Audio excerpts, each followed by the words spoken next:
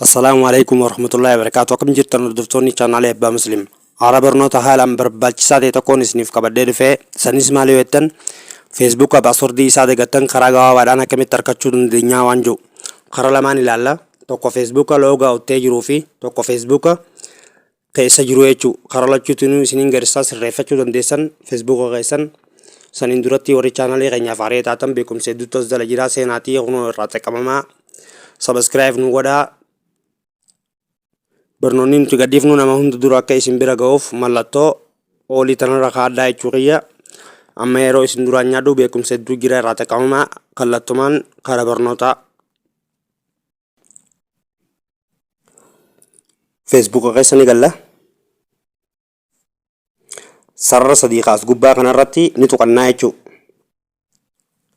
Tokko ko feesbuukni keessa jiruu fi ka feesbuukni keessa loogaa uttee jirus sanis ganaadha waliin ilaalla. Lamada waliin ilaalla. Kun amma ka feesbuukni keessa jiru ka paaswordii isaa dagattanii jechuudha. Seetingis and privacy teettoon keessa ni galtan. Seetingis teettoon keessa ni seentan. Personal data password and security teettoon keessa ni galtanii jechuudha. Ka jalaa kanarra jechuudha. Ka personal data list jala jiru.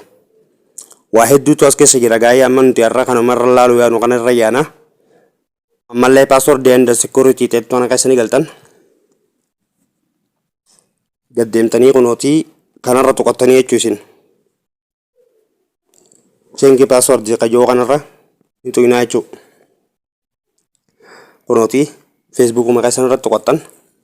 Kuni amma asitti maal nuun jaa yoo passwordii isaa beektan tabiraatti jijjiirachuudhaaf gubbaa kanarratti passwordii isaa beektan san katabdanii jala kanarratti haaree amma itti guuttachuu dandeessan san itti guutattanii jechuudha. Nuti amma passwordii dagannee waan ta'eef forget password qajoo jalaa qalama biluudhaan taa'u jiru kanarra ni tuqanna.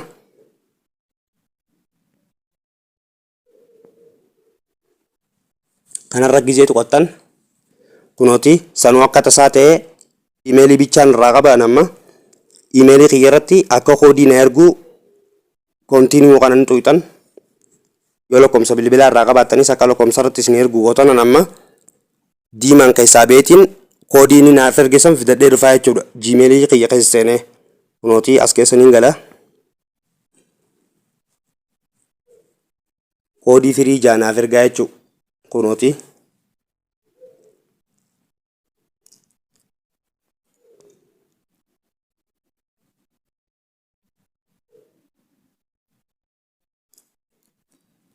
Kunootii koodii tan amma koppii godhadhe feesbuuka kiyya keessatti deebi'aa jechuudha.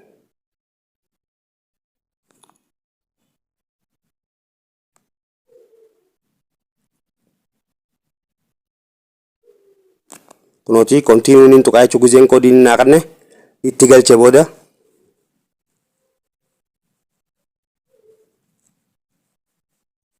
laalammaa asirratti paaswordii itti galfadhuu naan jaa jechuudha. Amma olii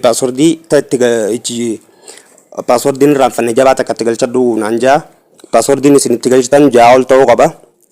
Silaa waa hunda ol keessa laaqqattanii itti galchitanii bareedaadha. Lakkoomsaa fi qubee fi hashtaagii fi tana waan tuqa tanaas itti galfattanii bareeduudha. Paaswordii jabaa ta'e kan irraanfanne paaswordiin irraanfanne itti galfachuu qabdanii jechuudha. Amma warra feesbuukni isaanii keessa hin jirre sanis amma waliin ilaalu yaana jechuudha. Loogaa utu godhee isinitti agarsiisu. Kan amma akkanuma dhiifnee irraa booda deebi'aan amma warri feesbuukni keessan keessa jiru haala kanaan irraa jijjiirachuu dandeessan jechuudha. Paaswordii beektanitti dagattan dhiiftanii. Amma warra feesbuuka kana loogaa utu godheetiin isin garsa.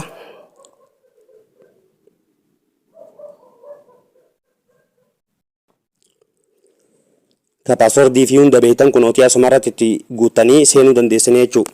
Warri ammoo ka paaswordii isaa dagattan san ammoo kunootii osoo waa takka hin tuqin forget password bakka irratti tuqattanii jechuudha. Meemmaa naa tuqu. Kan duraa kun lakkoofsa bilbilaati yoo feesbuukii san banattee jiraatte lakkoofsa bilbilaa irra guuttas hin jaa. Yoo warra imeelii taate ammoo kunootii warra imeeliidhaan banate kunootii jala kana jira imeeliin kunootii kanarratti tuqachuu dandeessanii jechuudha. Anamma imeelii kanaa tuqu warri lakkoofsa bilbilaa ammoo bakkuma dura isinii dhufte tanarratti tuqattan mee ammaa tuqu.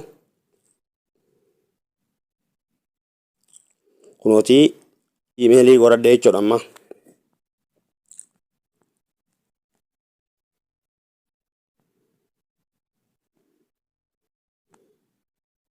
osoo addansiisiin qubee waa takkallee osoo hin dogongorin gmail.com osoo hin dogongorin irra guuttanii jechuudha. Eegas booda sarchi gootanii jechuudha. Kunootii bakka sarcheetu tanarratti tuqattanii jechuudha. Maal irrattiin koodii si ergaa nuun jaa jechuudha. Maal irrattiin koodii si ergaa nuun jaa jechuudha. Amma nama akkam goone seete an amma iimeeliin godhadha.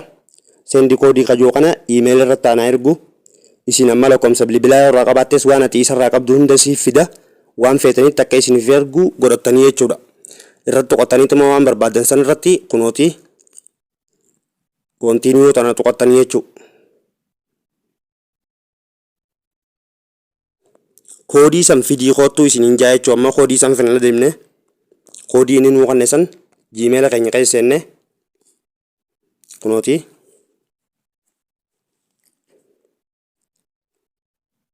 kunoo koodii nuuf ergee jira jechuudha. Koodii tana kooppii godhattanii irra geessitanii jechuudha.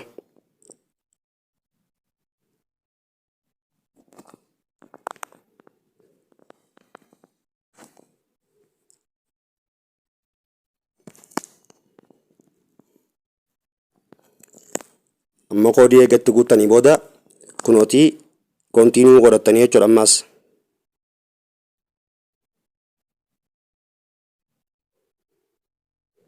kunootii amma paaswordii itti guutii nuun jaa jechuudha. Paaswordii itti guutii nuun jaa jechuudha. Paaswordiin teessan paaswordii jabaa ta'uu qabdi jechuudha. Paaswordii jabaa, paaswordii lakkoomsaa fi waa hundaa of keessaa qabdu osoo ta'e bareedduudha. Paaswordii maqaa fi lakkoomsaa fi qubee fi hundeef keessaa qabdu paaswordii bareedaa takka ta'uu qabdi. Ja'a ol ta'uu qabdi. Ammas paaswordiin teessan mee an amma itti haa guutu fakkeenyaaf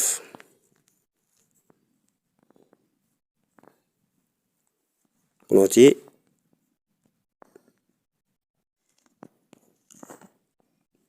neekisti goona gizeetti guutattan booda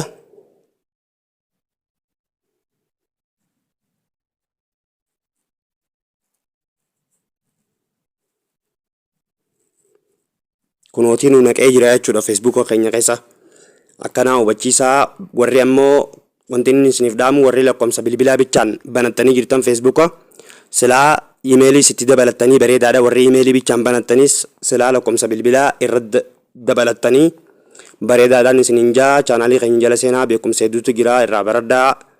Galatoomaa nu jajjabeessaa. Warri chaanaala kanaaf haaraa taatan subscribe godhaa. Warri ammoo duraanuu maatii chaanaala kanaa taatanii jirtan like share godhuudhaan nu cinaa dhaabbadhaa. Akka nuti barnoota akkanaa isiniif kennuuf hanga barnoota biraatti walitti deebinutti nagaan naaf tura.